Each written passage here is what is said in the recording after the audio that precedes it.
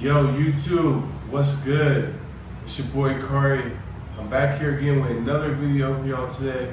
And I hope this one's gonna be very informative for a lot of people. I just want to put out some information about my visa process and how I was able to get a visa to stay in Colombia. And just talk about the whole process and what I went through to be able to get my visa and everything. So first off, I want y'all to go ahead and subscribe to the channel, hit the like button, because this is like super good information that I know there's just not a lot of information out there about it. So man, just hit the like button, show some love, and get in the comments and let me know what y'all are saying. So let's get right off into it. I'm gonna just show you guys my visa. I'm gonna show you guys, kind of what it's all about. I blacked out some information, but for the most part, it's just a normal visa, right? And on here it says the type is titular principal V, so pretty much it's a work visa to like do services or whatever. But yeah, it's good for the next year. So I've already been here for a year, so it'll be like 2 years. And yeah, so that's the visa. And so a lot of people want to know what's the process like. Of course, I have a American United States passport, and they also put like a stamp in your passport. Let me get the visa, so let me find it.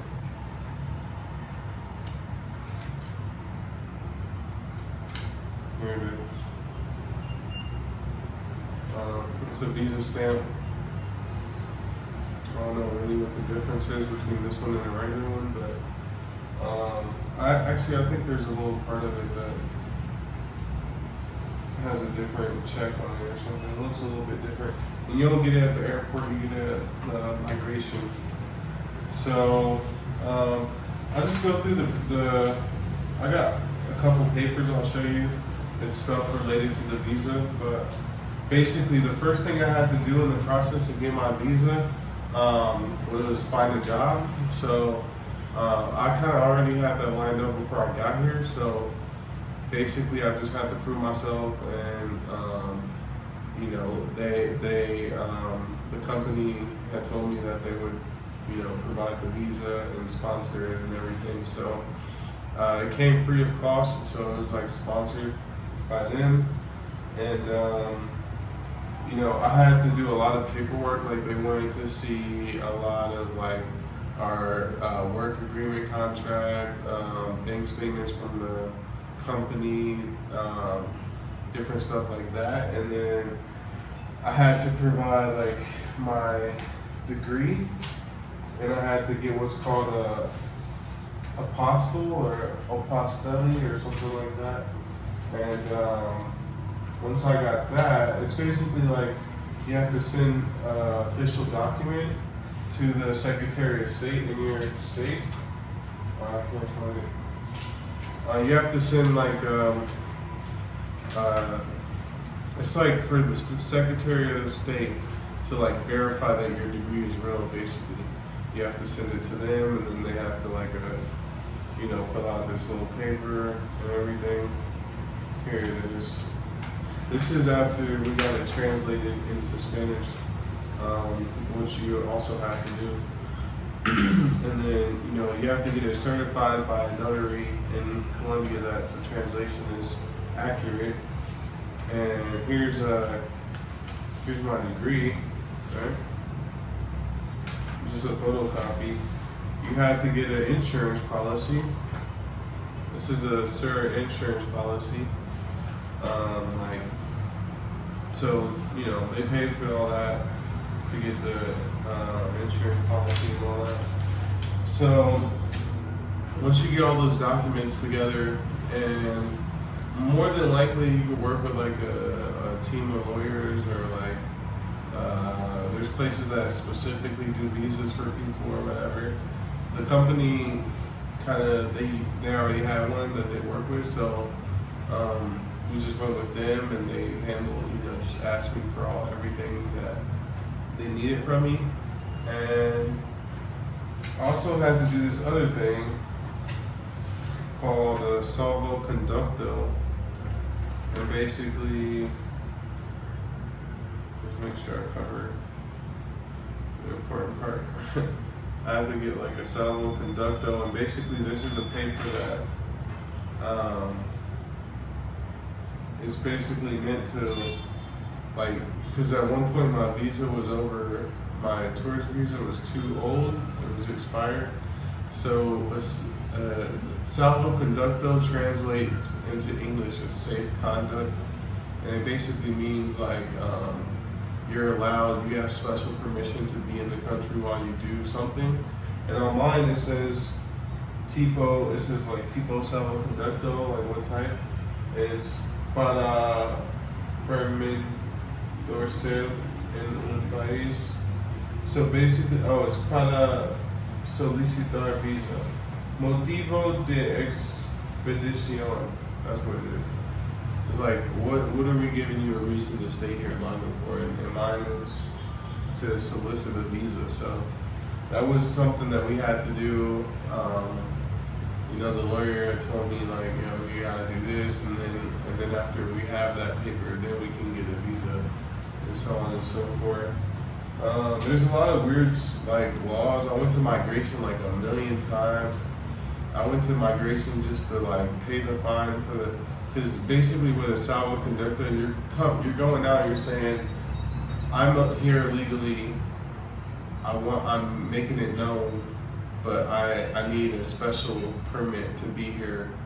Otherwise you could just say nothing and be there illegally, and then you pay a fine when you leave. But if you do this, then they'll tell you, okay, cool, here, pay the fine, and you have, mine was until like January 10th to stay, and there'll be no more penalty after that. So either way, you gotta pay the fine, but yeah, I mean, at least you're in good standing with the government if you get a salvoconducto while you're overstaying your visa. So other than that, once I had that, then we just had to wait. The visa process took, I mean, we honestly started in November. I didn't get my visa until like January, low-key. So it just took like almost 3 months, about 2 months, 2.5 months. So you gotta be patient when it comes to the visa process here. They take their time. But like I said, we had to do some steps before, and even like the salvoconducto took almost like 3 weeks to get that. So yeah, it's just a lot of steps. Of course, your lawyer will help you out if you're going through like a company or whatever. And if you're going through a different way, like investment visa or something like that, then I'm sure the paperwork is just totally different. But the reason I wanted to make this video is because a lot of people overlook the fact that you can find a job in Colombia, or you can find some type of situation. You could consider yourself a business. If you do that, then if you can show the bank statements that you've been getting paid for your services and so on and so forth, I think you could probably make a case to do an investment visa, and then do your services as a company, and do something like that. But talk to a lawyer, of course. There's plenty of services that will do this type of thing. I'm trying to think. I had to do like a health screening. This is like just like a physical. I had to take a physical, and basically get checked out the doctor. But yeah, other than that, it was just a long wait. And while you're waiting, you don't know, when you don't have an answer, it's like, you don't know what to do, because you're just waiting, and you might have to leave a place, which is really difficult. So yeah, man, like, I just wanted to tell my story about getting my visa. Yeah, guys, if you guys have any questions about the process or anything, let me know. Hit me up on Instagram at cry.hq. You know what I mean? Tap in on the comments. Let's run it up. I might have to do a part 2. If I get a lot of questions from y'all, I'll do a part 2 of this and answer y'all questions having to do with the visa and everything. And of course, like I said, I got a U.S. passport, a Colombian visa now, and I also have the cedula and everything. So I don't know where mine is, but yeah, I'll be right back. All right, I'm back. So this is my cedula. I'm trying to see what I need to cover, of course. Yeah. So this is the cedula, you know what I'm saying? It's what it looks like. And I also have a Bank of Colombia card, the whole deal. Just show you this. You gotta watch out for the scammers. But yeah, I'll show you that.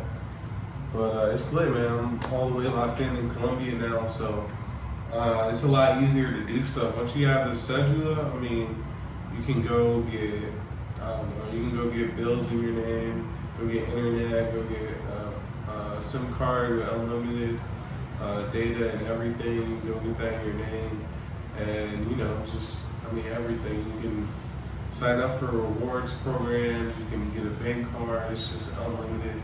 It's so much better once you have the cedula, and then it's like life is just a million times easier. And trust me, once you get this, all the legal stuff worked out, it's a million times easier to opt out here. You don't have to worry about all the foreigner problems. So, all right, guys, with that, I'm gonna wrap it up. And thanks for watching. Go ahead, like, comment, subscribe, show your boys some love. Hit me up on Instagram, and let's get it lit. Drop some comments and questions. Let me know what y'all think. Would you get a visa in Colombia? Is that something you'd be interested in? Would you ever do something like that? Just let me know. All right, y'all. Peace.